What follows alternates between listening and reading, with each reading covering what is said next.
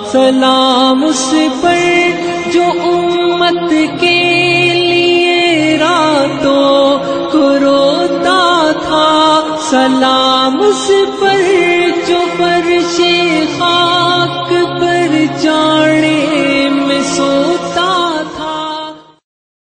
اللهم صل على محمد وعلى آل محمد كما صليت على إبراهيم وعلى آل إبراهيم إنك حميد مجيد۔ اللهم بارك على محمد وعلى آل محمد كما باركت على إبراهيم وعلى آل إبراهيم إنك حميد مجيد۔ اعوذ باللہ من الشیطان الرجیم، بسم اللہ الرحمن الرحیم۔ مدنی دور اپنے اختتام کی طرف ہے اور آج ہم 7واں سال پڑھیں گے۔ گزشتہ سوالات کے جوابات آپ کے سامنے ہیں جو کہ الحمدللہ بہت اچھے آپ نے بھیجے۔ اب ہم جائزہ لے لیتے ہیں کہ ہم نے جو پچھلے ہفتے پڑھا تھا وہ کیا تھا۔ پچھلے ہفتے جو چھٹا سال ہم نے پڑھا تھا، اس میں ابتدا ہم نے کی تھی کہ مدنی دور کے جو مختلف مراحل ہیں وہ کیا تھے، غزوہ احزاب کے بعد کیا ہوا، کیا بدلا، مسلمانوں کا عمرے کے لیے جانا اور صلح حدیبیہ کا ہونا، اس کے بعد حضرت عثمان رضی اللہ تعالی عنہ کی شہادت کی افواہ اور بیعت رضوان، اور پھر آپ صلی اللہ علیہ وسلم کا صلح حدیبیہ کے پاس واپس آ کر بادشاہوں کے نام خطوط لکھنا۔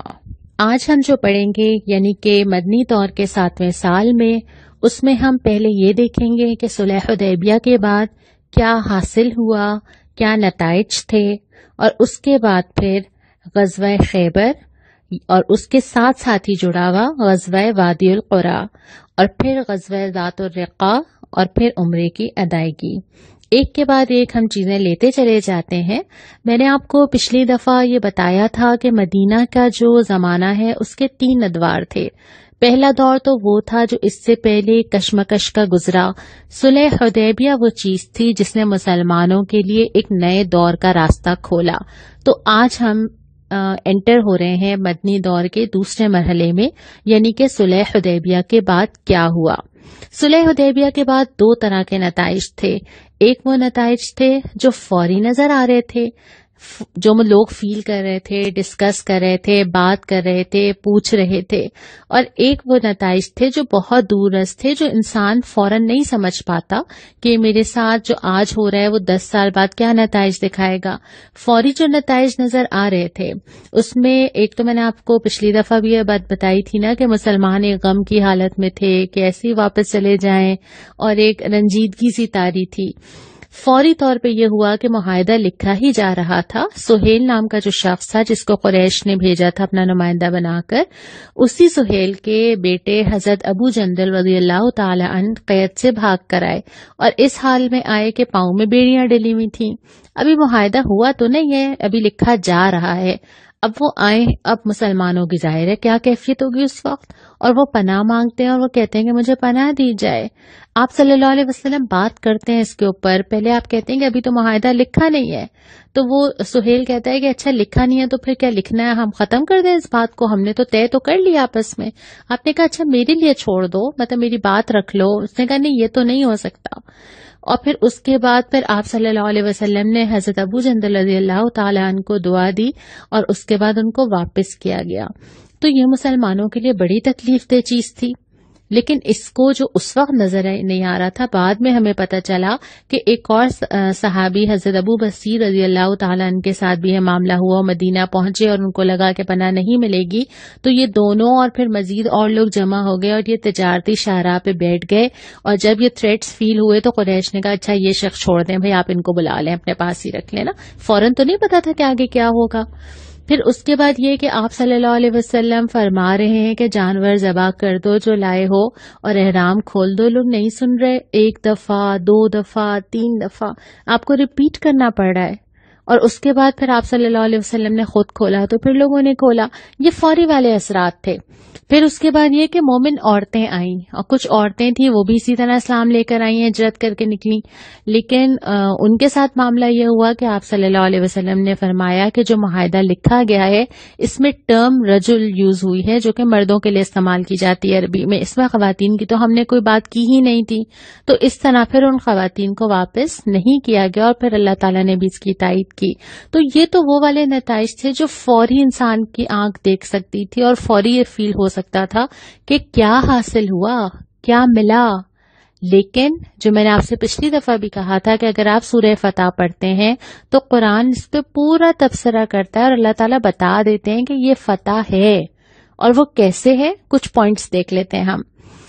پہلی بات تو یہ کہ قریش نے اس بات کو تسلیم کیا کہ واقعی, اس سے پہلے تو وہ انکار میں اور ڈینائل میں تھے نا, اور لگتا تھا ہمارے درمیان کے کچھ لوگ ہیں اور سب سے یہ کہتے تھے کہ ہمارے یہاں کے باغی کچھ لوگ ہیں. لیکن اب انہوں نے مسلمانوں کو ایک فریق کے طور پہ اور ایک قوت کے طور پہ تسلیم کیا. دوسری بات یہ کہ اس کے بعد ایک اتنا لمبا فیز مسلمانوں کو ملا جو اس سے پہلے نہیں ملا تھا کہ وہ کھل کے دین کی دعوت دیں, تبلیغ کریں, اور اس کے بعد ایک جنگ بندی سے جو امن ملا, کچھ ٹھہرنے کا, سوچنے کا, اسلامی ریاست کو مضبوط کرنے کا موقع ملا. اور پھر نتیجہ یہ ہوا کہ مسلمانوں کی تعداد میں 3 گنا اضافہ ہو گیا نا. یعنی اتنی تیزی سے تعداد بڑھی کیونکہ مسلمانوں نے وہ تمام موقع استعمال کیے. اس کے بعد ایک اور چیز یہ ہوئی کہ تمام لوگوں کو یہ آزادی ملی, یہ خود مختاری ملی کہ وہ جس کے ساتھ شامل ہونا چاہیں وہ شامل ہو سکتے ہیں. پہلے اتنا آزاد ماحول نہیں تھا. اس کے بعد حرم میں جو مسلمانوں کی داخلہ تھا ضرور اس سال واپس ہوئے, لیکن ایک انٹر ہونے کا راستہ کھولا کہ ٹھیک ہے اس سال واپس ہوں گے لیکن آئندہ آئیں گے اور اس معاہدے کی روح سے آئیں گے. اور پھر اس کے بعد مسلمانوں نے جو ایک بڑی کامیابی حاصل کی وہ یہ ہے کہ دشمنوں کا زور ٹوٹا. ایک بڑی طاقت تھی ان کے اندر, لیکن وہ کیسے ٹوٹا ابھی ہم اس سے بات کرتے ہیں. بلکہ آج ہم جتنا کچھ پڑھیں گے نا یہ سارے اثرات ہیں اس صلح حدیبیہ کے. یہ اس کے بعد ہی پاسبل ہوا جو کچھ آج ہم پڑھیں گے کہ مسلمانوں کی جو ایک تاریخ ہے اس کے اندر یہ اہم موڑ کیسے آیا. جو میں نے بات کی نا کہ دشمنوں کا زور ٹوٹا, دیکھیں مسلمانوں کے جو نمایاں مخالفین تھے نا یہ 3 لوگ ایک دوسرے کے سپورٹرز تھے, اور کوئی ایک انیشیٹ کرتا تھا اور پھر جتھا بنتا تھا اور مسلسل یہ مسلمانوں کے ساتھ آزمائش جاری تھی. اس میں سے ایک تھے قریش مکہ, ایک تھے یہودی, اور ایک تھے وہ ان پڑھ بدو جو کہ شہر سے باہر کہیں پہ بھی پڑاؤ ڈالتے تھے, لوٹ مار کرتے تھے, اور یہ سب ایک دوسرے کو سپورٹ کرتے تھے اپنے فوائد کے لیے. بے شک اب کوئی بھی کسی سے سنسیئر نہیں تھا, لیکن مسلمانوں کے خلاف جو ہیں یہ سب متحد تھے. ان میں سے جو قریش تھے ان کے تو ہاتھ بن گئے. اب 10 سال کے لیے یہ تو اب پابند ہو گئے اس معاہدے کے, اور اب ان کی طرف سے سکون ہو گیا کہ اب اس اینڈ سے کچھ نہیں آئے گا. فوراً آپ صلی اللہ علیہ وسلم نے باقی تو کی طرف توجہ کی. یہ ایک بہترین سیاسی حکمت عملی تھی, بلکہ بہترین جنگی اقدام تھا. اسلام میں تو ساری چیزیں ہیں نا, پالیٹکس بھی ہے, دفاع بھی ہے, جنگ بھی ہے, اسلام کی قوت کا اظہار بھی ہے. تو آپ نے ود ان اے منتھ یہ تیاری شروع کی ہے, اور فوراً ہی 1 سے 1.5 ماہ بعد صلح حدیبیہ کے آپ خیبر روانہ ہوئے ہیں. اس کے ضمن میں جو چیزیں ہیں وہ بھی ہم آج پڑھیں گے, اور اس کے بعد بدو جو ہیں ان سے نمٹے وہ بھی ہم آج پڑھیں گے. اب ہم آ جاتے ہیں غزوہ خیبر کے اوپر جو کہ صلح حدیبیہ کے فوراً بعد ہوا ہے. خیبر کا علاقہ مدینہ سے کچھ دور 100 میل کا فاصلہ ہے, ایک شہر ہے. اس شہر میں یہودی بہت کثرت کے ساتھ آباد ہیں, اور یہی وہ جگہ ہے جہاں سے ساری چیزیں نکلتی ہیں. اس سے پہلے آپ کو یاد ہے نا غزوہ احزاب میں جو انہوں نے جنگیں اور فوجیں جمع کی تھیں اور اس کو اکسایا اس کو اکسایا, یہیں سے سٹارٹ ہوا تھا. پھر اس کے علاوہ یہ کہ سب سے رابطہ کرنا, جو اسلام یا مسلمانوں کے اگینسٹ ہیں ان سے کانٹیکٹ میں آنا, ان کے ساتھ گٹھ جوڑ کرنا, یہ ساری چیزیں یہاں سے چلتی تھیں. مدینہ کے اندر جو یہودی تھے ان کو بیک اپ کرنا, ان کو یہ کہنا کہ ہم تمہاری مدد کو آئیں گے, اور ان کو اکسانا, یہ سب کچھ یہاں سے ہوتا تھا. تو اب ضرورت یہ تھی کہ اس دوسرے دشمن سے نمٹا جائے. آپ صلی اللہ علیہ وسلم نے اس کی طرف پیش قدمی کی, اور خیبر کی آپ کے سامنے جو میپ آ رہا ہے آپ دیکھ سکتے ہیں کہ اس میں قلعوں کی شکل میں تھے یہ, اور اس میں بہت سارے قلعوں کے نام ملتے ہیں. تقریباً جو پرومیننٹ ہیں وہ میں نے آپ کے سامنے لکھ دیے ہیں. ان تمام قلعوں کے اندر یہ لوگ مقیم تھے اور انہوں نے پورے سامان اور چیزیں اور بہت فائنینشلی بہت اسٹرانگ تھے. آپ صلی اللہ علیہ وسلم نے حدیبیہ سے کوئی 1-1.5 ماہ کے بعد یہ اعلان فرمایا کہ اب ہم خیبر کی طرف جائیں گے، اور یہ اعلان بھی کیا کہ وہی شخص جائے جو اللہ کی رضا اور جہاد کو پسند کرتا ہو، اور وہ لوگ سارے شامل ہوئے جو اس وقت بیت رضوان میں موجود تھے.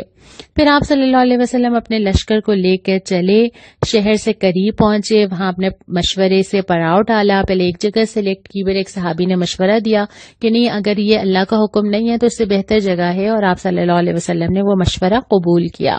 یہاں پہ پھر آپ صلی اللہ علیہ وسلم نے جو دعا مانگی وہ یہ تھی کہ اس کے مفہوم میں آپ کے سامنے رکھ رہی ہوں کہ اس بستی اور اس کے باشندوں میں اے اللہ جو بھلائی ہے ہم آپ سے طلب کرتے ہیں، اور اس بستی اور اس کے باشندوں میں جو چیز بھی ایسی ہے جو شر ہے تو ہم اس سے آپ کی پناہ مانگتے ہیں. اس کے بعد پھر آپ صلی اللہ علیہ وسلم یہ فرمایا کہ میں یہ علم، آپ کے پاس وہ جھنڈا تھا اور آپ نے فرمایا کہ یہ میں اس کو دوں گا جو اللہ اور اس کے رسول صلی اللہ علیہ وسلم سے محبت کرتا ہے، اور اللہ اور اس کا رسول صلی اللہ علیہ وسلم اس سے محبت کرتے ہیں. اب سارے صحابہ انتظار میں کہ کس کو ملے گا. آپ سوچ سکتے ہیں نا کہ کیسی فیلنگز ہوں گی نا، پتہ نہیں کون ہے، اور یہ گارنٹی بھی دی جا رہی ہے کہ اللہ اس کے رسول محبت کرتے ہیں. اور یہ آسان نہیں ہے، یہ جو پچھلے سال ہے نا، انہوں نے پروف کیا ہے کہ وہ اللہ اور اس کے رسول سے محبت کرتے ہیں، تب جا کے یہ بشارت آئی ہے. یہ جو ہم صحابہ کے ساتھ کہہ دیتے ہیں نا رضی اللہ تعالی عنہ، اللہ ان سے راضی ہو گیا، اس کے پیچھے کتنا کچھ ہے. ہر طرح کی قربانیاں، سال جان مال سب کچھ لگانے کے بعد پھر یہ رتبہ ملا ہے کہ آج ہم اتنے 100 سال بعد ابھی بھی ہم کہتے ہیں رضی اللہ تعالی عنہ. اس کے بعد آپ صلی اللہ علیہ وسلم نے اگلے دن جو علم دیا وہ حضرت علی رضی اللہ تعالی عنہ کو دیا، اور پھر جو تلقین کی وہ ہم آخر میں پڑھیں گے. پھر باقاعدہ طور پہ مارکے کا آغاز ہوا، اور یہ جو سارے قلعے ہم نے بھی نام پڑھے ان کو باری باری فتح کیا گیا. اسٹیپ بائی اسٹیپ چلتا رہا، کچھ میں 3 دن لگے، کہیں 14 دن لگے. باقاعدہ ایک ایک قلعے کے ساتھ الگ الگ لڑائی ہوئی ہے. اس میں سے کچھ لوگ ایسے تھے جنہوں نے بھرپور مقابلہ کیا، کچھ نے کچھ تھوڑے مقابلے میں سرنڈر ہو گئے، کچھ ایسے تھے جو کہ ڈر گئے جب انہوں نے دیکھا کہ اچھا اب تو اتنے فتح کرتے ہوئے آ رہے ہیں، تو انہوں نے پہلے ہی سرنڈر کر دیا. لیکن یہ کافی لمبا ڈیوریشن تھا جس میں یہ قلعے فتح کیے گئے. اس کے بعد پھر یہ ہوا کہ جو 2 چیزیں بنیادی ہوئیں. ایک تو یہ کہ خیبر کے یہود سے معاہدہ ہو گیا، جن لوگوں نے سرنڈر کیا ان سے معاہدے کر لیے گئے. جیسے پیداوار ہے وہ اپنی جگہ پہ ہی کریں گے کھیتی باڑی، لیکن اس میں سے اسلامی حکومت کو حصہ دیں گے. پھر یہ کہ اس سامان جنگ جو انہوں نے جمع کیا ہوا ہے کچھ یہ معاہدہ ہوا کہ وہ اسلامی حکومت کے حوالے کر دیں گے. اور پھر یہ کہ آئندہ اس طرح کی سازشوں میں نہ پڑیں گے، اس طرح کی چیزیں کچھ امان ان کو دی گئی. ایکچولی یہ وہی ہے جو اسلام میں ذمہ بننے کا تصور ہے کہ اگر آپ اسلامی ریاست کے ساتھ ہیں، قانون اللہ کا چلے گا اور آپ اس میں ٹیکس دیں گے اور ذمہ بن کے رہیں گے. تو اس طرح معاہدہ ہوا، اور پھر بہت سارا اموال غنیمت مسلمانوں کے ہاتھ آیا. یہ وہ مسلمانوں کی اب تک کی جتنی تاریخ گزری ہے اس میں ایک بہت بڑا ایک فائنینشیل فائدہ تھا جس کا اللہ تعالیٰ نے سورہ فتح میں ذکر کر دیا تھا. میں نے پہلے بھی آپ سے یہ بات کی نا کہ چیزیں تو بعد میں سمجھ آئیں، اس وقت تو نہیں سمجھ آ رہی تھی، لیکن جب اب ہم پڑھتے ہیں تو ہمیں سمجھ آتا ہے کہ اللہ تعالیٰ نے کتنا کچھ آگے رکھا تھا. صلح حدیبیہ سے راستہ کھولا اس کا، اور سورہ فتح میں اس کا تبصرہ فرمایا ہے کہ اللہ نے تم سے بہت سے مال غنیمت کا وعدہ کیا ہے. وہاں تو نہیں ملا تھا مال غنیمت، لیکن یہاں بشارت تھی کہ وہ تم حاصل کرو گے، اور بشارت اس کو اللہ تعالیٰ نے خود جوڑا تھا اس صلح حدیبیہ کے ساتھ کہ یہ صلح حدیبیہ ایکچولی اس کا راستہ بنے گی، اور یہی ہوا. اس کے بعد یہاں پہ بات ختم نہیں ہوئی. آپ صلی اللہ علیہ وسلم نے پھر فوراً ہی یہودیوں کی ایک اور جماعت ایک مقام پر رہتی تھی وادی القرا، آپ نے پھر وہاں کا ارادہ کیا، اور اس کے بعد پھر آپ نے لشکر ایک لے کے چلے. حضرت سعد بن عبادہ رضی اللہ تعالی عنہ کو علم دیا گیا، اور اس کے بعد پھر ان سے بھی مقابلہ ہوا، وہاں بھی فتح حاصل ہوئی، اور پھر وہاں سے بھی مال غنیمت حاصل ہوا.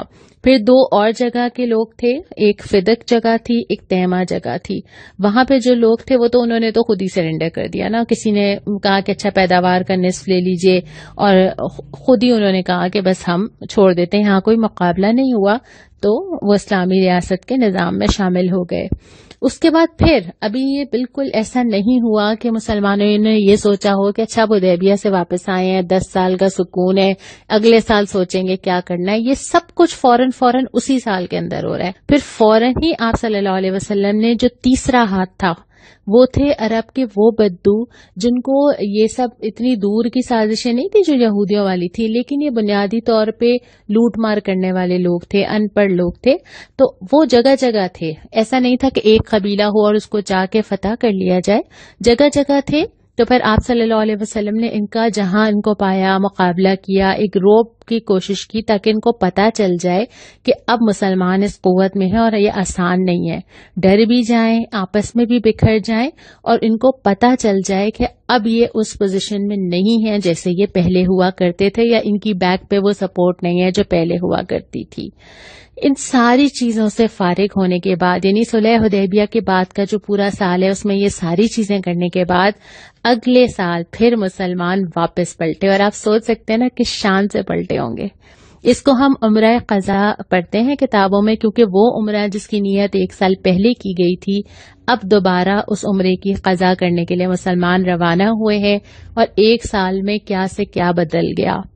اس 1 سال میں حیثیت بدل گئی. اس 1 سال میں مسلمان کہاں ایک مدینہ میں تھے اور کہاں ان کی سلطنت کہاں تک بڑھ چکی ہے. اب جب وہ پلٹے ہیں تو آپ صلی اللہ علیہ وسلم نے ہر اس فرد کو پکارا جو کہ حدیبیہ میں شامل تھا، اور وہ لوگ تو تھے ہی، کچھ ایڈیشنل لوگ اور بھی شامل ہو گئے. اور پھر مسلمان لبیک اللہم لبیک کہتے ہوئے ایک زور کے ساتھ، ایک شان کے ساتھ، ایک سرشاری کے ساتھ، ایک خوشی کے ساتھ، اطمینان کے ساتھ مکہ میں داخل ہوئے. اچھا، قریش انتظار کر رہے تھے کہ یہ آئیں گے، کمزور سے ہوں گے، لیکن آپ صلی اللہ علیہ وسلم نے مسلمانوں کو ہدایت فرمائی کہ طواف پہلے 3 چکر دوڑ کے کرنا. اور بڑے حیران ہوئے، اچھا ان میں تو اتنی طاقت ہے. اور یہ پسند کیا کہ بڑی قوت دکھائی جائے، جسمانی قوت دکھائی جائے، اور یہ اسلام کو پسند بھی ہے نا، کمزور مسلمان سے قوی مسلمان پسند ہے.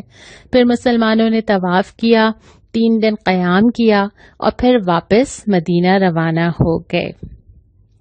یہاں تک تو یہ سال مکمل ہوا، اور کچھ اہم واقعات بھی اس دوران ہوئے. ایک زینب نام کی عورت تھی، اس نے آپ صلی اللہ علیہ وسلم کو نعوذ باللہ زہر دینے کی کوشش کی، لیکن آپ صلی اللہ علیہ وسلم کو اس کا فوراً ہی اندازہ ہوا، اور آپ نے جیسے ہی لقمہ لیا آپ کو اندازہ ہو گیا، آپ نے چھوڑ دیا نا، اور اس سے پوچھا، اور پھر اس کے بعد اس نے یہ اعتراف بھی کر لیا. سرایہ کا سلسلہ، یعنی آپ صلی اللہ علیہ وسلم مختلف صحابہ کے ساتھ جہاں جہاں ضرورت ہوتی تھی وہاں وفد بھیجتے تھے، لشکر بھیجتے تھے، وہ کنٹینیوٹی ابھی بھی جاری رہی. آپ صلی اللہ علیہ وسلم کا حضرت ام حبیبہ رضی اللہ تعالی عنہا سے نکاح ہوا. حضرت جعفر بن ابی طالب، آپ کو یاد ہے رضی اللہ تعالی عنہ، جو حبشہ گئے تھے اور جن کے بڑے اچھے الفاظ ہم نے پڑھے تھے جنہیں نجاشی کے دربار میں، وہ واپس آئے، اور وہ آتے ہیں خیبر میں آ کے ملتے ہیں، اور اس کے بعد پھر وہ آپ صلی اللہ علیہ وسلم کے ساتھ رہتے ہیں. حضرت صفیہ رضی اللہ تعالی عنہا سے آپ صلی اللہ علیہ وسلم کا نکاح ہوتا ہے، اور حضرت میمونہ رضی اللہ تعالی عنہا سے بھی نکاح ہوتا ہے. ایک اور اہم بات، حضرت خالد بن ولید رضی اللہ تعالی عنہ، ان کا اسلام لانا. ویسے تو بہت سارے لوگ بیچ میں ظاہر اسلام لائے، لیکن اس لیے خاص طور پہ کہ یہ قریش کی ایک بڑی طاقت تھی. حضرت خالد بن ولید رضی اللہ تعالیٰ عنہ، غزوہ احد کا جو پورا مارکا چینج ہوا تھا وہ انہی کی حاضر دماغی کی وجہ سے ہوا تھا. ان کے بڑے کمانڈر تھے، لیکن ان کا اسلام لانا، خود ہی صلح حدیبیہ کے بعد ان سے پوچھا کہاں جا رہے ہیں، انہوں نے کہا اسلام لانے جا رہا ہوں. تو یہ بھی مسلمانوں کو جو قوت حاصل ہو رہی تھی، یہ تمام چیزیں مل کے ان کی پوزیشن چینج کر رہی تھیں. اور اب آخر میں نے خاص طور پہ یہ الفاظ آخر کے لیے رکھے تھے کیونکہ اس میں ہمارے لیے بھی بہت بڑی ہدایت ہے.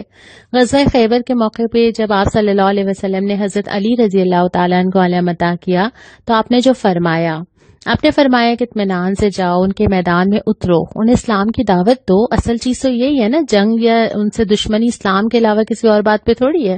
پہلے دعوت بھی دو، اور اسلام میں اللہ کے جو حقوق ان پہ واجب ہوتے ہیں ان کو اس سے آگاہ بھی کرو. اور اس کے بعد کتنی پیاری بات ہے کہ بخدا تمہارے ذریعے اللہ تعالیٰ ایک آدمی کو بھی ہدایت کر دے، ایک آدمی کو بھی، تو یہ تمہارے لیے سرخ اونٹوں سے بہتر ہے۔